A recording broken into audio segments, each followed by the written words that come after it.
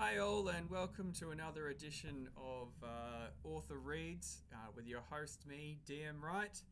I'm a huge supporter of Red Nose Day, as you can see, so if you wish to donate, go for it. I've left the links in the description. Today, we're going to be going through one of my newest books, but it's yet to be published, so you'll have a first listen, I guess. So if you can find all of my stuff at dmwproductionsoz.com, and you can also find it all on Amazon. Just look up DM Wright. So this one, if you see Future Works on the front page, and it's the first one that's come up. It is going through post-production, so it'll be the next one that comes out, and hopefully soon. It is the first one that I've done in this series called The Warlocks of Lobethal, and then this first book will be called Class Clown. There's another one later that I've already written and also in post-production called Older. So it's kind of an Australian Goosebumps sort of book. This one that I'm going through now is where a 12-year-old kid is transformed into a clown because he was mucking around too much in school. So without further ado, this will be the opening lines, and we'll see how we go. Stay in the dark. I shivered in the evening rain for hours, waiting for the warlocks to show themselves. I knew who they were, I knew where they would meet, I knew they'd be at the school at 7 o'clock. I needed them to fix something, I needed them to fix me. I needed them to fix what they had done to me. So, after school, regardless of rain, I waited for them to gather, and rain it did. Thunder, lightning. Buckets of water poured down the second the end of school bell rang. Students ran to their pickup. Teachers drove home. The buildings were locked. No veranda gave shelter anywhere in the front grounds of the school. I shivered beneath a tree where I was drowned like a rat. But I stopped caring when there was nothing left of me dry. I was drenched from head to toe. Still, I would not go home. I would not leave. A clock on the nearby roof announced every half hour with a mighty dong. Alone, I waited on the lawns. Arms crossed to keep me warm, there I stood waiting. My name is Benjamin Kirkland, but you can call me Benny. Everybody does. I'm at Lobethal All Boys School. I've been here since I started in year 1. Now I'm in year 7. In my first year in high school, it's my first year in high school. It's my first term as a high school student. This is only my second week, and here I am, alone, cold, drenched. I've been in rain since 3 o'clock, wondering if life could get any worse. When the clock struck 7, I hid behind the tree and I watched the warlocks arrive. Several sets of car headlights turned into the school driveway from Lobethal Main Street.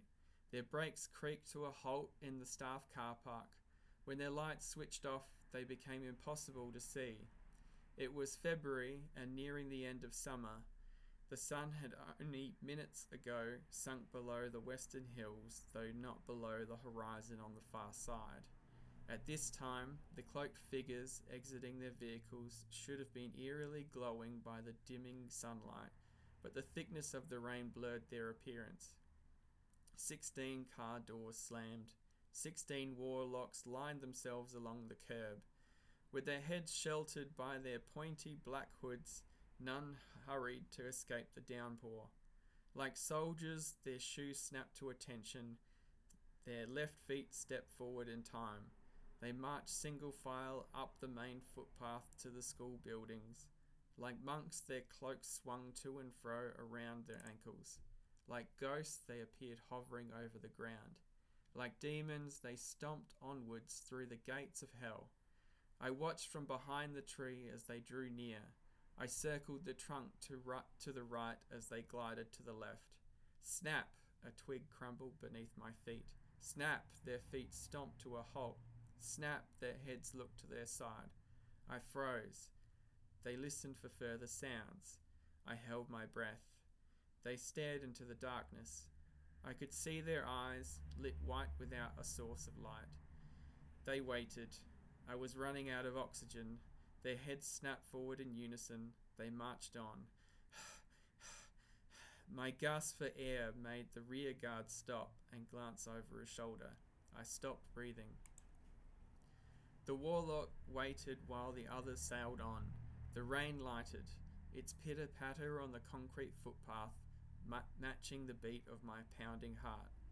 The warlock listened intently to the night.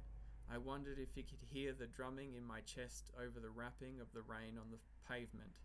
Soon enough, he turned back to face the school building, though made no step to follow his brethren.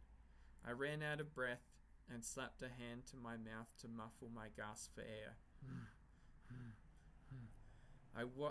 The warlock put his left foot out in front of the other and drifted away. Relieved, I took one step away from the tree. Squeak! The sound of a dog's chew toy echoed into the night. The warlock paused. With his eyes locked on his direction of travel, the ghoul called out in a booming voice, "Don't interrupt, Benjamin Kirkland!" My legs trembled, my hands shook. The haunting figure knew who I was, but I dared not come out from behind the tree. We both stood still, listening to the sound of the rain dripping upon our clothes. The warlock glanced over his shoulder. "Watch from the side," he grunted. "Stay in the dark." The fiend marched on. He disappeared among the shadows of an alleyway between the school buildings. I breathed again. Squeak! My stupid shoes had given me away.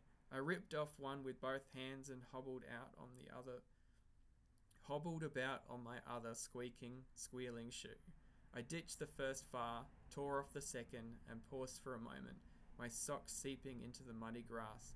I bravely puffed my chest, then followed the demon.